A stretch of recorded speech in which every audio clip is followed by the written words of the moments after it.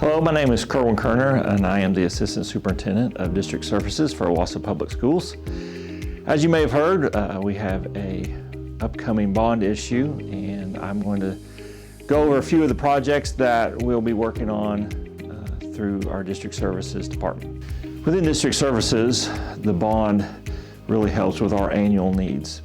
We shift so much expense from our general fund over to our bond funds for our annual needs. These annual expenses include the fixing of parking lots, of lights, rooftop patches, HVAC units for all of our buildings, repairs of flooring and new carpet, new paint each year, as well as fixing of other building needs, clocks, intercoms, a lot of our safety needs, as well as being able to provide AEDs for each of our buildings, security cameras, access control.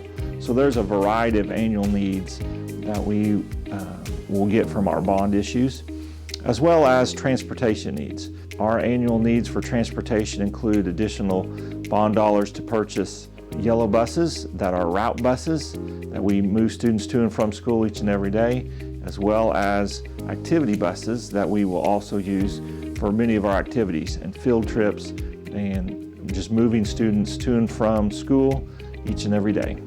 Some of our projects, big capital projects for this bond, include the expansion of our 8th grade center.